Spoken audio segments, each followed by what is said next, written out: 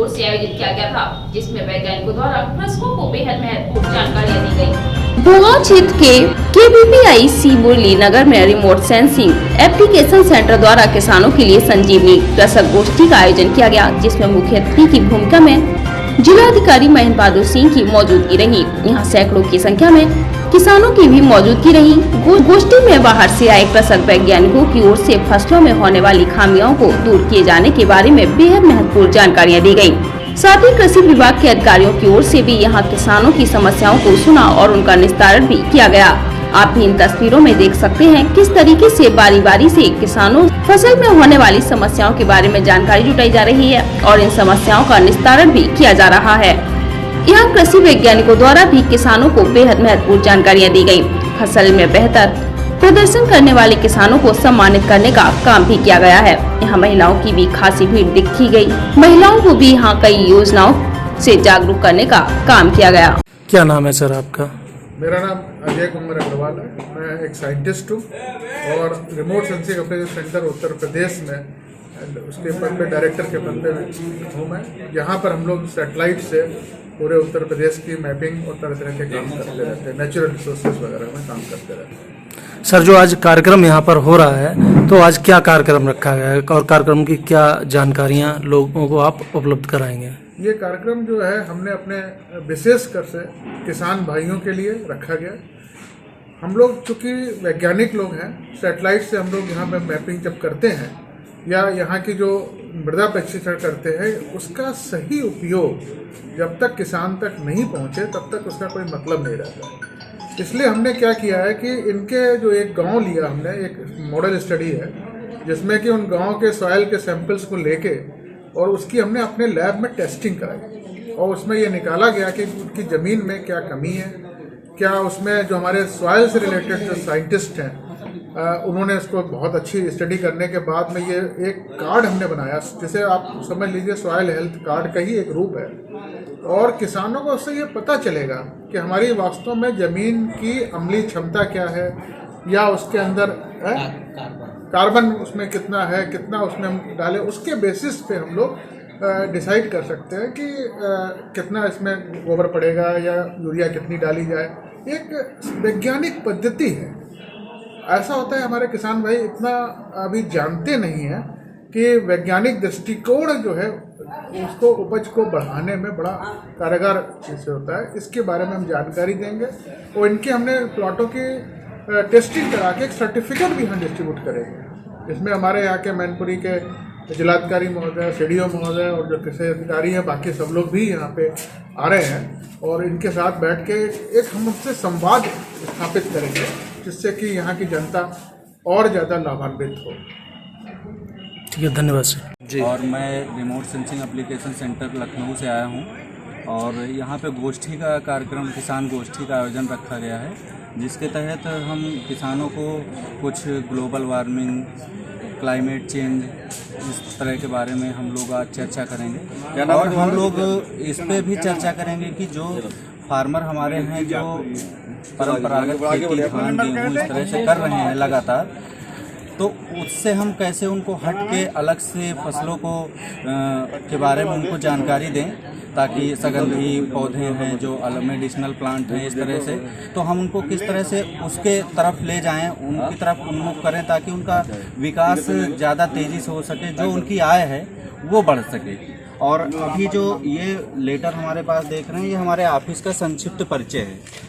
तो ये हमारे ऑफिस का पूरा डिटेल है और हमारे यहाँ क्या क्या कार्यक्रम होते हैं उसके बारे में सारा इसमें संक्षिप्त में लिखा है। और ये हमारे ही प्रोजेक्ट के मतलब उससे ये एक यहाँ पे गोष्ठी रखी गई प्रोजेक्ट के अंतर्गत।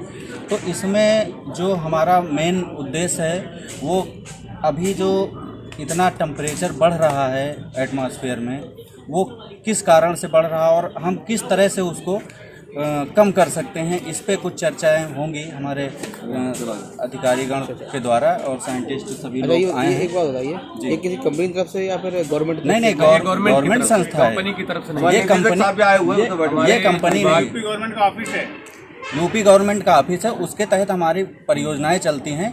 जिसमें हमारा बेवर ब्लॉक जो है मैनपुरी का वो चयनित हुआ था और उसी में हमारा पूरा फील्ड हुआ है।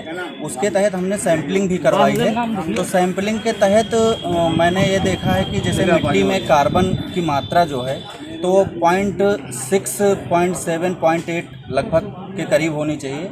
तो अगर हम इस तरह से फसलों को उगाते हैं जिससे हमारा कार्बन एटमॉस्फेयर का ज़्यादा एब्जॉर्ब हो, उससे हम कुछ ना कुछ टेम्परेचर एटमॉस्फेयर का कम कर सकते हैं। और जो भी अभी सर्वे के दौरान मुझे मिला है, प्राप्त हुआ है, बहुत सारी जगह पे तो बहुत अच्छा कार्बन परसेंटेज है, लेकिन कुछ जगह पे 1 है, 0.1 है, 0.2 है, तो 0.3 तक है। तो उसको हम कैसे इंक्रीज करके 0.6, 7, 8 तक अगर हो सके तो कहीं ना कहीं वो ग्लोबल वार्मिंग से काफ़ी मतलब हमें उसको कम करने में, ग्लोबल वार्मिंग जो हो रही है तो उसमें हमको बहुत ज़्यादा सहायता मिलेगी अगर इस तरह से किसान हमारी बातों को समझेगा और अपने मतलब कृषि कार्य में उसका वो करेगा, मतलब कि सम्मिलित करेगा। ये तो किसानों के लिए हो गए, किसानों को आप जानकारी देंगे। जो किसानों को जिनके नाम अभी आप लोग नोट कर रहे हैं तो उनको फाइल दी जा रही है, फाइल में क्या क्या कागज उनको दिए जा रहे हैं उनकी जानकारी के लिए? फाइल में मैंने एक नोटबुक रखा है उनके लिए। उसको वो कौन सा है नोटबुक, उसको दिखाइए थोड़ा। ये है नोटबुक मेरा, उनके पर्सनल यूज के लिए कोई डिटेल अगर उनको लिखनी है वो है। एक पेन है जी, और ये संजीवनी बुक है हमारे, वो आप थोड़ा दिखाइए आप। इसका विमोचन हो रहा है। हमारे यहाँ डॉक्टर कौशलन सिंह साहब हैं, उन्होंने कार्बन पे एक संजीवनी बुक लिखी है, विमोचन होगा, जिसका आज ही थोड़ा उसको पलटिएगा, विमोचन होना है। और हमारे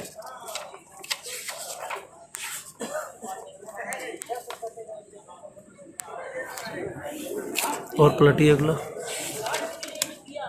ठीक है। ये हो गई, और उसके बाद में और क्या चीज़? मैंने उसको ले लिया। अब उसके बाद में नेक्स्ट आप दिखाइए जो और डॉक्यूमेंट्स फाइल में रहेंगे। किसान मिट्टी के नमूने स्वयं भी ले सकते हैं, वो कैसे लें उसकी जानकारी है। ये मिट्टी के नमूने लेने के जो मतलब विधि है, तरीके हैं, उसको इसमें बताया गया है कि किस प्रकार से अगर कोई जानकार या कृषि विभाग का आदमी नहीं जा पाता है, वहाँ पे पर्याप्त नहीं हो पाता है, तो उसके लिए किसान भाई ये जो पर्चे छपे हैं, इससे आदमी खुद किसान भाई अपने खेत की मिट्टी अपने से निकाल सकता है और वो भी मतलब एक तरीके से जैसे लेनी चाहिए उस हिसाब से पूरी इसमें विधि लिखी है किस तरह से लेना है। सर क्या नाम है आपका? मैं डॉक्टर कौशलेंद्र सिंह। सर आज जो यहाँ कार्यक्रम रखा जा रहा है तो आपके द्वारा क्या जानकारी किसानों को दी ये है? एक जलवायु परिवर्तन का जो क्लाइमेट चेंज हम लोग देख रहे हैं उसका इम्पैक्ट क्या हो रहा है खेती के ऊपर या जनमानस के ऊपर, उसके संबंध में ये गोष्ठी यहाँ पे हमने रखी है जी। तो इसमें हमने बेवर ब्लॉक का अध्ययन किया उसके लिए, क्योंकि बेवर ब्लॉक में इंटेंसिव क्रॉपिंग है, मतलब कभी साल में 4 या 5 फसल ये लोग लेते हैं, तो फसल का दोहन, एक तरह से मिट्टी का दोहन किया हो रहा है। तो उसके अनुसार हमने ये देखा है कि मिट्टी में कितना कार्बन अवशेष है, क्योंकि जलवायु परिवर्तन के दृष्टिकोण से ये देखा जा रहा है कि आने वाले समय में जो सूखा रहेगी, यानी कि नॉर्मल सूखा जो पड़ती थी उसमें मिट्टी में नमी 30 से 35 दिन में सूखने में लगते थे, लेकिन अब आने वाले समय में जो सूखा होगी उसको फ्लैश ड्राउट के नाम से कहा जा रहा है। तो उसमें सॉइल का मॉइस्चर जिसमें कार्बन नहीं रहेगा तो 2 या 3 दिन या 5 दिन में पूरा सॉइल का मॉइस्चर एकदम ख़त्म हो जाएगा और सॉइल में क्रैक बन जाएंगे। तो वो उसी प्रकार की सॉइल सस्टेन कर पाएगी जिसमें कार्बन का परसेंटेज 0.6% से ज़्यादा है। तो हमने यहाँ ये देखा है कि 21% सॉइल ऐसी हैं जिनमें कार्बन की मात्रा जो है 0.9% तक है, यानी कि बहुत अच्छी लेवल में है, और 81% सॉइल जो है उसका कार्बन बहुत नीचे के स्तर पे है। लेकिन अच्छाई उसमें यह है कि हमारे पास एक मॉडल है कि जहाँ पे कार्बन 0.9% तक है और जहाँ कार्बन 0.2% तक है, तो हम लोगों को ये बता सकते हैं कि आप भी अपनी सॉइल को इस तरह रिच कीजिए कि वायुमंडल से कार्बन डाइऑक्साइड को सॉइल में स्टोर कीजिए। पेरिस एग्रीमेंट का जो पैक्ट है वो हमको 2030 तक लागू करना है, तो उसकी ये बाध्यता है कि जो ज़मीन का तापक्रम ग्लोबल वार्मिंग है उसमें हमको टेम्परेचर जो 3 डिग्री सेंटीग्रेड की तरफ जा रहा है, तो उसको हमको लाके 1.5 डिग्री सेंटीग्रेड तक उसको लाना है। ये हमारी बाध्यता है। हमने 195 देशों के साथ में हम भी उसमें एक पार्टनर है जो क्लाइमेट पैक्ट पे हमने साइन किया है। भारत ने जिसको साइन किया है तो हम एक पार्टनर है, तो हमारी बाध्यता है। क्योंकि कार्बन को हमें कैसे न कैसे रोकना है। कार्बन बढ़ने के रीजन जो है वो ये है कि एक तो हमारा इंफ्रास्ट्रक्चर विकास के नाम पे हम लोग कर रहे हैं, तो सीमेंट है, एल्युमिनियम है, सरिया है, इसमें हमारा कार्बन का इमिशन होता है। इसके अलावा जो है फॉसिल फ्यूल का इस्तेमाल हम लोग करते हैं ट्रांसपोर्टेशन में, तो उसमें भी कार्बन का इमिशन होता है। लोगों के माइंड में ये बात है कि यूरिया डालने से खेत जो है हमारा खराब हो रहा है, तो यूरिया से खराब नहीं हो रहा है खेत आप चाहे गोबर से डालो या यूरिया से डालो। प्लांट जो लेते हैं वो तो या तो नाइट्रेट फॉर्म में लेंगे या अमोनियम फॉर्म में लेंगे। नुकसान इतना है जो कार्बन यूरिया जो बनती है, तो बनने में यूरिया में फॉसिल फ्यूल का इस्तेमाल होता है, गैस का, तो उससे नाइट्रस ऑक्साइड गैस निकलती है जो एनवायरनमेंट को, हमारा ग्रीन हाउस गैसों को अफेक्ट करती है। तो किसानों को अभी कैसे जानकारी दी जाएगी? कुछ फाइल वगैरह प्रोवाइड कराई जा रही? किसानों को हमने एक बुक लिखी है संजीवनी जिसका नाम है, तो उसमें हमने ये कहा है कि आप क्रॉपिंग पैटर्न जो आप यूज कर रहे हो, जैसे यहाँ लेते हैं धान, गेहूँ, मूंगफली, आलू, तो मक्का, तो उसमें क्या है कि बार बार वही फसल लेते हैं, तो जो डिजीजेज हैं वो उनकी लगातार साइकिल कंप्लीट नहीं है तो वो ख़त्म नहीं हो पा रही। मुख्य समस्या दीमक की भी है, तो उसके बीच में हमने ये बताया कि आप एरोमेटिक और मेडिसिनल प्लांट को अगर इसमें लेंगे तो आपका सॉइल का मॉइस्चर भी रहेगा, कार्बन भी उसका रहेगा सॉइल में, और आपका जो लाइफ साइकिल है बैक्टीरिया की या उसकी वो ब्रेक हो जाएगी। तो ब्रेक हो जाएगी तो आपको पेस्टिसाइड डालने की जरूरत नहीं पड़ेगी। सर कार्यक्रम में किन किन ब्लॉकों के लोग बुलाए गए किसान? कार्यक्रम में बेवर ब्लॉक के भी हैं, और सीडीओ साहब से जब मेरी बातचीत हुई थी तो उन्होंने कहा था कुछ राष्ट्रीय ग्रामीण आजीविका मिशन की महिलाएं हैं जो कंपोस्ट वगैरह ये सब बना रही हैं, कृषि का काम रही हैं कर, तो उन्होंने कहा कि हमारे फार्मर्स हैं जो बेवर ब्लॉक के ही नहीं है, आसपास के भी ब्लॉक के हैं, उनको आप जरूर उसमें ले